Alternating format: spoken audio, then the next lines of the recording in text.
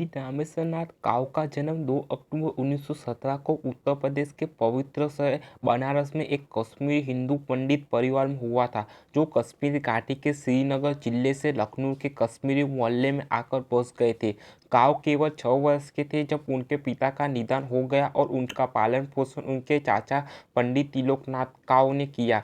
रामेश्वर नाथ ने अपनी पारंपरिक शिक्षा बड़ोदरा से प्राप्त की। उन्होंने 1932 में मैट्रिक और 1934 में इंटरमीडिएट किया और बाद में लखनऊ विश्वविद्यालय से कला स्नातक की डिग्री प्राप्त की। वो फारसी, संस्कृत और उर्दू के अच्छे जानकार थे और तीनों भाषाओं का धारा प्रभाव पढ़, लिखा और बोल सकते थे। काव ने इलाहाबाद विश्वविद्यालय से अंग्रेजी में स्नातकोत्तर की उपाधि प्राप्त की। बाद में वो कानून की कक्षाओं में शामिल हो गए। हालांकि बाद में उन्होंने भारत की अत्यधिक प्रतिष्ठित सिविल सेवा परीक्षा उत्तीर्ण की और 1940 में भारतीय इंपीरियल पुलिस में शामिल हो गए और इलाहाबाद विश्वविद्यालय से कानून का पाठ्यक्रम पूरा नहीं कर सके।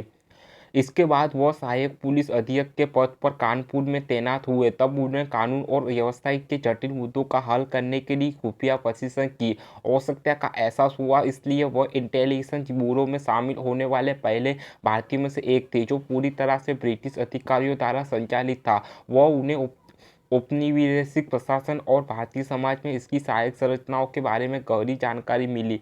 बाद में उन्होंने इन अंतर्दृष्टियों और अनुभवों का उपयोग भारतीय समाज को मजबूत स्थिति में लाने की विधायकता क्षमता वाली इन समर्थक संरचनाओं को कमजोर करने के लिए किया। हालांकि उन्होंने इस क्षेत्र में अद्भुत काम किया, लेकिन उनका योगदान गुमनाम रहा। जून 1947 में उन्हें इंटेलिजेंस ब्यूरो में प्रतिनियुक्त किया गया, जब इसे बीएन तत्वावधान में पुनर्गठित किया जा रहा था।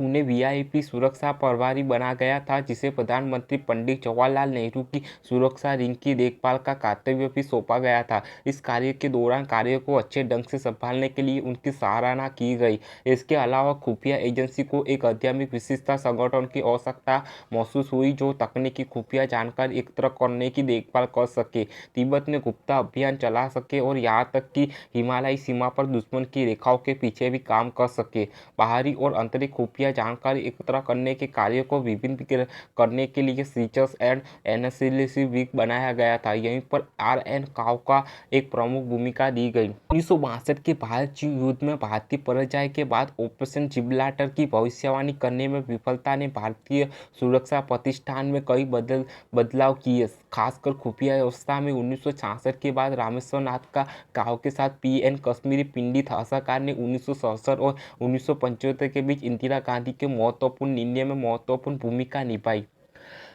तत्कालीन प्रधानमंत्री के सचिव के रूप में हस्कर ने आरएन की मदद की। काव ने एक अलग विदेशी खुफिया संगठन बनाया, जिसे आज रिसर्च एंड एनालिसिस विंग के नाम से जाना जाता है।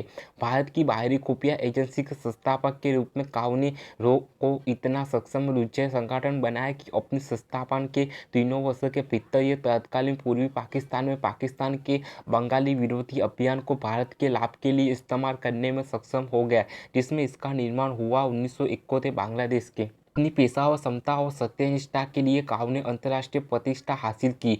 बांग्लादेश के निर्माण के माध्यम से वो भारत को उसके पूर्वी हिस्से से आवश्यक सुरक्षा प्रदान करने में सक्षम थे। उनका दूसरा महत्वपूर्ण योगदान सिक्किम के हिमालयी क्षेत्र को चीन की नाक के नीचे से छीनकर भारतीय संघ का हिस्सा बनाना था। इजरायली खुफिया एजेंसी मोसाद के साथ गुप्त संबंध बनाने में उन्होंने जो उल्लेखनीय काम किया, उससे दोनों देशों के बीच विश्वास के बंधन को मजबूत करने में वांछनीय परिणाम मिले। वह भारत के विशिष्ट राष्ट्रीय सुरक्षा कार्य के वास्तुकार भी है।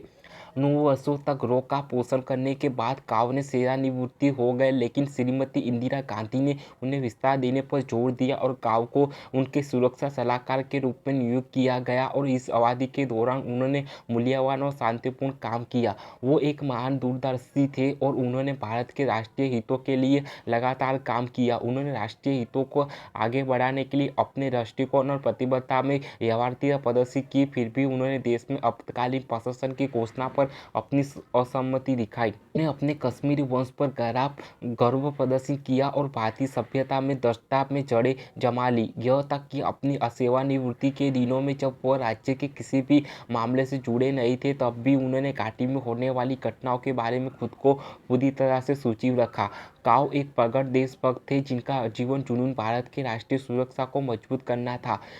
ARN काओ, जिन्होंने भारत का भूगोल बदल दिया, गुमनाम और सम्मानित रहे। भारत की राष्ट्रीय सुरक्षा और स्वतंत्रता में उनके महान योगदान के बारे में शायद ही हमारी युवा पीढ़ी जानती हो। वह वास्तव में एक असाधारण जासूस थे, जिन्होंने स्वतंत्रता के बाद के उथल-पुथल भरे युग में कुछ दुर्लभ संस्थाओं की स्थापना की। जब शीत युद्ध अपने चरम पर था और पाकिस्तान की शत्रुता लगातार बढ़ रही थी, वह अपने एक समय के बॉस VN के बाद भारत के खुफिया क्षेत्र में दूसरा सबसे बड़ा नाम थे। मालिक, जिन्होंने नेहरू युग और उसके बाद संपूर्ण खुफिया व्यवस्था को चलाया, उन्हें हमेशा एक संस्थान निर्माता, एक सज्जन व्यक्ति के रूप में याद किया जाएगा, जिन्होंने शुरुआती वर्षों में संस्कृति और लोकचारों को आकार दिया।